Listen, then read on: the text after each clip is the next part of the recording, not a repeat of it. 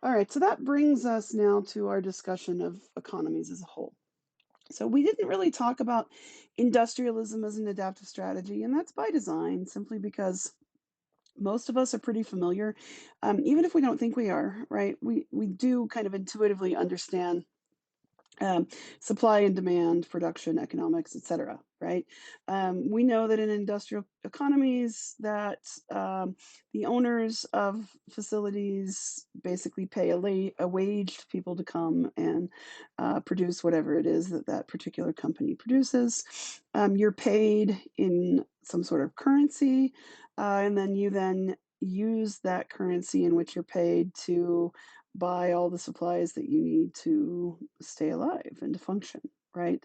So the cost of things is driven by both the supply and demand.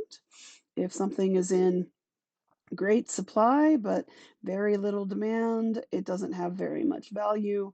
If something is in great demand but there's a relatively low supply of it, then the value of that goes up dramatically, right? So a lot of this is intuitive. One of the big things that comes with industrialism, though, that might be worth us just mentioning really quick is something called alienation, meaning that the people that produce or do the labor and produce the goods are often not able to afford to buy the goods that they themselves produce.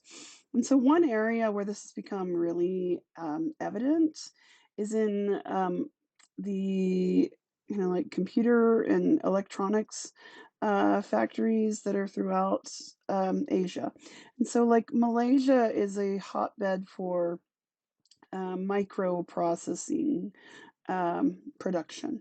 And among the areas of Malaysia where these factories have built up, right, it's mostly women that are doing the production. It is mostly women that are doing the labor, and that is a lot because um, you can pay them less, and they're also smaller with daintier hands. So the feats of fine motor control are often easier for the feats of fine motor control are often easier for women to do than men, but the supervisors are generally men. And so, in this context, there's been a rash of spirit possessions where production gets shut entirely down because the women become possessed by were tigers. And it's kind of an unconscious form of protest. They don't have a lot of control over, like, the length of their day, the amount of work they have to do. They're constantly under male supervision, but, there is this prevalent folk belief in were-tigers, and so it's a way of kinda giving them, a couple of days off. It shuts down production, and local shamans have to be brought in to do the proper kinda sacrifices. I mean, we intuitively know that were-tigers don't exist, right? But it's kind of it's a way that traditional folk tales build their way into modern production schemes and can serve as this kind of unconscious form of protest. So, kind of interesting. All right, so now we're going to talk about economies. And specifically, an economy is defined as a system of production, distribution, and consumption of resources. So, in a sense, right, that's what we have to accomplish. And that's what we intend to do uh, by producing resources, is we intend to then distribute them and consume them as well, right? So economics is the study of economies. Economists focus on modern nations and capitalist systems. So most of the economic research that comes out of economics departments, sociology, et cetera, is focused on Western nations. And so modern economic theory proposes what it assumes to be some human universals, where anthropology has been able to show them they're actually wrong, which is kind of fun, right? So, anthropologists have broadened the understanding of economic principles by gathering data on non industrial economies. And some of this has been really, really important. So, an example of this, there was a great paper that looked at 88 different societies and had anthropologists working with groups that they'd worked with closely, playing a game that is played in university, like economics 101 classes all the time. It's something called the ultimatum game. So in the ultimatum game, I would pick two people, and I would dub one the actor or the donor, and the other one the recipient. Okay, so let's pretend that I've offered you. We're playing for 10 monetary units, $10. Okay, so I pick two of you, and I say, okay, Michaela, you have this $10. You get to decide how to divide it up. And so let's say that Michaela is playing with Ian. Okay, so Michaela gets to make an offer to Ian of a certain amount of money. And Ian then gets the right to either reject that offer or accept that offer. If Ian accepts the offer, they divide up that $10 in the way that Michaela proposed. If Ian rejects the offer, neither of them get the money. And so, by and large, the way that undergraduates play this is that the offers that they make are somewhere between 4 and 6, but generally 5, right? It's like, hey, neither of us had any money. Let's split it evenly. We each get $5. We're both happier, right? And that is really how almost 100% of undergraduate students in the U.S. play this game. Okay, and so the belief was that we are ultimately then equitable. That in games like this that we recognize that equal offers are kind of the most beneficial. Well, when we play this game with traditional societies, we don't find these universal patterns. We don't find that traditional societies, if they're foragers, share all the money widely or something like that. In some societies, the gifts are made to where some people basically give away all of their wealth. In other societies, if somebody makes an offer bigger than about one or two, they are met with distrust and people are looking for their ulterior motives. So what's really interesting is that we don't have evidence for kind of the evolution of knowing what to do with money. Okay, we're not good with money. Now, that should not surprise any of you, right? How many economic collapses have we dealt with in just our lifetimes, right? And we weren't even alive for the Great Depression. So it shouldn't surprise most of us that humans don't have some kind of like brain module ready to cope with money. We do we do a lot better when we're talking about food. And so if we play the game for sandwiches or something like that, uh, in traditional societies, right? We play it for meat or something, then we're able to do that a little bit better. But that's because currencies have only been around for as long as city states have been around. So we're talking about a couple thousand years. All right, so economic anthropology is a subfield where you study economies in a comparative perspective. And so it is one of those areas that you can specialize in anthropology, or it's uh, what's perhaps more common is that people who are studying economics will reach out to anthropologists who work with a variety of human populations and get them to kind of play these games or allow them to come and do those studies with their people. All right, so modes of production refer to the way that we organize production in a society. Okay, Wolff defined it as a set of relations through which labor is deployed to wrest energy from nature using tools, skills, organization, and knowledge. There are basically two modes of production the world over. Okay, there is industrial production, which is capitalist based. So we call it the capitalist mode of production. And then there is the kin based mode of production that we find in all non industrial societies. So, with capitalist production, money buys labor power. There's a social gap between people, the bosses, and the workers that are involved with the production process, right? So, the bosses hire the workers and pay them a wage to produce those resources. The workers then use the money they're paid to buy the necessities for their life. In non industrial societies, it is your kinship that really organizes who you've got obligations to and how those are going to be mediated. And so, specifically, um, when we look at these kin based modes of production, labor is given as a social obligation. So what we mean by this is that, merely as a function of being a member of society, you've got obligations that are mediated through kinship. And so, in most non industrial societies, our daily life is still organized around kinship. We live with our relatives, we share with our relatives, we collaborate labor wise with our relatives. We redistribute our resources with our relatives. Most of our evolutionary history, we would have been surrounded by kin of some sort, whether those kin are blood kin or whether those kin are arranged through marriage, right? I mean, marriage is one of the ways that we convert strangers to kin through these affinal relationships, right? So, in most non-industrial societies, the whole reason that you help somebody with production is because you're related to them and you owe them basically through kinship. Societies that have the same adaptive strategy tend to have similar modes of production. So foragers are always kin-based, horticulturalists usually kin-based, pastoralists usually kin-based, agriculturalists, it depends kind of on the scope, right? But it is with the industrial agriculture, really, the larger scale agriculture and the formation of the state that we start to shift to this capitalist system.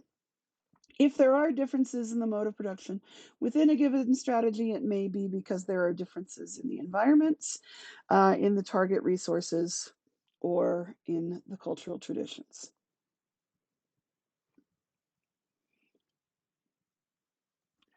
All right, so modes of production, capitalist and kin-based. The means of production are basically what you use to be able to fuel production. So this includes land for specifically food cultivation. It includes labor, it includes technology. So when we talk about ties to the land, we've got different definitions of like the permanentness of those ties. So when we look at foragers, I mean, foragers rely on their land, yes, but they don't own their land generally. They've got ancestral rights of access to land, whether that's um, you know, actual land, or whether that's mediated through like watering holes. I mean, we often find in these arid environments that the quote unquote ownership or territorial access comes with the water sources more so than with the actual land itself. Those ties are all going to be less permanent than they are with uh, with food producers. Okay, so foragers, while their people may have historical rights of access to that land, it's not really something that's like tied up in the individual. So they don't often exclude people from accessing their land. So if a neighboring group needs to migrate through or runs out of water on their land or something like that, right? Foraging groups are going to be like, that's fine. Come on, you guys can share a watering hole with us. The expectation will be that if I grant you access now, then in the future, if I'm in need and you have availability, you'll grant me access back, right? So kind of semi-permanent ties, kind of a traditional sort of heritage access, let's say, but not individual ownership. Food producers have ownership of lands, and the rights of access to this land comes through kinship and marriage. All right, so land becomes something that can be passed down from generation to generation. This is really interesting culturally because it opens up the prospect of parents having a good deal of influence on how successful the marriage partnerships of their children can be, basically. Parents can start to amass wealth in a way that we call extrasomatic. That means not on the body, right? When wealth is only on your body through like your fatness and your muscle mass and your knowledge and stuff, we call all of that somatic wealth. When wealth is off your body, whether it's in land, whether it's in livestock, or whether it is in currency, we call that extrasomatic. And it is with a shift to extrasomatic wealth that we start to get lots more warfare, because suddenly wealth becomes something that you can steal from someone. We start to get concerns over like females' fidelity and chastity, because males don't want to pass down large estates to a child that potentially isn't theirs. So they become really concerned with their daughters and their wives' sexuality, and that comes with a whole suite of changes like female castration, seclusion, incapacitation, etc. All right. So in non-industrial societies, access to all of these things through to the land, but also then through labor, tools, and specialization, it all comes through social links. And those social links are facilitated by kinship. So you don't only collaborate with your kin, but being kin certainly does help you be willing to collaborate. Manufacturing is often linked to age and gender. So, for example, males are going to be more likely to make weapons than females are. Um, we will often find knowledge of like healing and religious function among older individuals more so than among younger, etc. Among the Yanomamo of Venezuela and Brazil, certain villages specialize in certain activities, so that you've got occupational specialization, sort of, kind of, without full state societies, right? That certain villages become well known for producing certain things. And so it might be something like musical instruments, it might be something like medication, it might be something like weaponry. All right, so here's that bit on alienation. I forgot that we did have it in here, right? We've got some weird things that happen when we are removed from or no longer like we can't afford or have access to the things that we produce. First of all, we don't have a lot invested in it, right? So we may be more likely to call in sick. We may not be as worried about the quality of what we're producing because we're not ever going to be able to use it in our lives, right? And so, as I was talking earlier about this case in Malaysia, right? We've got this spirit possession in the form of were tigers, and so Iwa Ong has done a lot of the work with these women employed in processing plants in Malaysia, and so the basically what comes with industrialization is um, yeah, well, I mean, it is. It's just alienation from what it is that you're producing, and this becomes even more pronounced the way that we have multinational corporations, right? If you have an iPhone, and I'm guilty of this, I've got an iPhone, right? It's probably manufactured in China by workers that are not ever going to be able to afford to buy an iPhone. And so, because of that, like I know the Apple factories specifically, they've had to put nets under their windows because people were so distraught from the high work demand and this factor of alienation that they would try to jump out of their windows to commit suicide. And so instead of getting at the root of the problem and talking about kind of like labor rights and unionization and what's the word I'm looking for? Caring, kind of, not caring is not the word. Compassionate work conditions and things like that. That instead of doing all of that, the solution was to simply put anti-suicide nets, right? So, as we move to industrialism and post-industrialism, as we start to see kind of the worship of capitalism and the rise of these multinational corporations being even more important potentially than nation states in driving public policy and such, right? We've got some real problems that at some point we're going to have to face as a society, as a global society. All right, so economizing and maximizing. I'm sorry, this got a little displaced here, but when we talk about economizing and maximizing, we're looking at how our production, distribution, and consumption organize. We're looking really at what motivates people to work, what motivates people to take pride in whatever it is that they're producing. And so anthropologists view economic systems cross culturally, and anthropologists recognize that economizing doesn't always mean something like profit maximization, right? Classical economic theory um, assumes that people's wants are infinite, people's means are limited, and most economic research, particularly that which has been done in Western nations, is focused on profit maximization. That is this top curve, right? So the idea that it's the almighty dollar that drives all. In reality, when we look cross culturally, there are alternative ends. People in a wide variety of societies put their scarce resources towards building a variety of funds, not just towards maximizing profit. So they have a subsistence fund that is what allows them to get what they need to live, a replacement fund for things like tools, housewares, etc., a social fund, a ceremonial fund, and a rent fund. And as we look the world over, we find that for peasants in particular, these small scale agriculturalist and non industrialized states, that those rent fund obligations often trump all.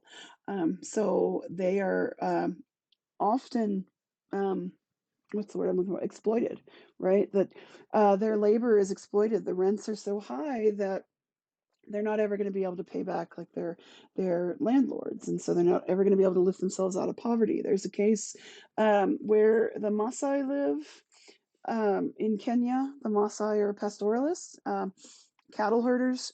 They have there are or there were forage. There was a foraging population in the vicinity of them called the Makoto, and as the Maasai have become increasingly wealthy through kind of the status and money that comes from herding cattle, they have started hiring Makoto men to basically be cattle herders, so that the Maasai men themselves don't have to actually tend to their herds. And there was a situation where there was a Makoto man who worked for 6 months just to be able to pay for a T-shirt. So this idea that even other non-industrial populations, once we get into this idea of status differentials and wealth differentials, right, that it's not just modern national states that are exploiting indigenous populations, particularly those who are still living as foragers, right? This exploitation happens between neighboring communities as well. And when we talk about it, I mean, they may not be slaves, but they're basically not much different from slaves in the sense that indentured servitude or this extreme kind of obligation of the rent fund makes it near impossible for peasants in many areas of the world to be able to break out of that lowest tier of the socioeconomic uh, hierarchy. All right, so once we have food produced, once we have resources produced, what do we do with them? Well, this is where we distribute or exchange them. And so Polanyi proposed three different principles that orient exchanges. Those are the market principle, redistribution, and reciprocity. The market principle states that basically things are bought and sold due to supply and demand. People work for pay; they then use that pay to buy what they need. That the value of an item or a product is dictated by both its supply and demand, so that high supply, low demand is worth less value than low supply, high demand. This is what we often or almost always find in capitalist economies, that the market principle is first and foremost. In chiefdoms, particularly in the archaeological context, we often find redistribution as the primary means. And so this was really interesting as the California Gold Rush brought people west, right? It brought also missionaries, and the missionaries that came to the Pacific Northwest often found or felt like the populations were kind of wasteful and almost communist in nature, and so what we're talking about there is the cultural tradition that's prevalent throughout the Pacific Northwest of potlatching, which is basically a form of chiefly redistribution. So potlatching involves like periodic ceremonies where people bring their kind of regional specialties and things are exchanged or traded, and everybody goes home with a pile of goods that's somewhat different from what they came with. And so potlatching is a way of linking together regional economies so that if someone is experiencing local scarcity, which can happen if you've got different villages specializing in different resources, right? That through this process of feasting and potlatching and redistribution, you really benefit everybody in your group. So it is kind of socialist in nature to some degree, and was widely practiced among Pacific Northwest populations, really linking this regional system of production. Then the reciprocity is um, more generalized and is what we really find among hunter gatherers. And so this picture in the bottom here shows the Ache sharing food. Food sharing among the Ache is absolutely equal, meaning that it doesn't matter whether you participated in the hunt or not, you get as much of a cut of meat as anybody else does. And the Ache are also unique in that they share food other than meat as well. It's not just meat that they share. Most hunter gatherer groups will share meat. It's rarer that they will share carbohydrate resources, but the Ache share everything. All right, so capitalist economies, market principle governs things, supply and demand dictate the value of goods. One other aspect that I hadn't mentioned, though, is that uh, bargaining is a characteristic of it. So the prices of things are not fixed, but are up for negotiation. And we can think about this. A lot of people would say, "Well, we don't bargain in America, right?" And that is true to a point. The prices are set, and you see a price tag on an item, and you're like, "Well, that's how much it costs." But we do, in a sense, bargain because we comparative shop, right? So this used to be like I remember when I used to get a newspaper, I'd look through the Sunday circulars and see who had what on sale for a given week, and that would dictate maybe where I went and got my groceries by who had what on sale, right? So we do bargain. We just don't have it be um, maybe the largest part of the exchange of us and who we're getting that product from, right? Kind of bargain behind the scenes, so to speak. But in other countries, if you ever get the chance to travel in a post-COVID world, right? Um, Sometimes bargaining is is where a lot of the fun is. When we were in China, we had a person in our group because we were with a group who paid 35 yuan or about $5 for a Mao Zedong watch, where Mao's hand is the second hand and it waves back and forth. Well, everywhere that we went after that, every single Mao Zedong watch that you looked at, it always cost 35 yuan. You could not get them to negotiate the price down any lower than that. It's because we kind of had this mythology that surrounded us that basically said, these Americans are so dumb, they're going to only pay 35 yuan for a Mao Zedong watch. So, that bargaining aspect in some countries, like going to the market, if you don't bargain, it actually offends people because that's such an integral part of their distribution and exchange. All right, so redistribution, these goods move from a local level to a center through a hierarchy official. Those officials may consume some or all of those goods. Eventually, those goods will reverse direction. And we talked about the potlatches as the example of that. And then reciprocity. Reciprocity is an exchange between social equals. Normally, the people engaging in it are related through kinship or marriage, or some other close personal tie. It's more dominant in egalitarian societies, and we find it kind of three forms of it. Generalized reciprocity is what we generally see among foragers. That's what the Ache do. That's where they share everything pretty widely, and they don't really keep tabs on it. They know that it's all going to even out in the end, right? Balanced reciprocity is what we call tit for tat. That means for every hour that I help you, I expect you to help me for an hour. We find this, for example, among the Yakwana of Brazil. They are horticulturalists. If two individuals are related, they will accept an imbalance in the hours worked. So let's say it's an older sister helping a younger sister where the older sister's children are all grown, the younger sister has like 5 under the age of 10, right?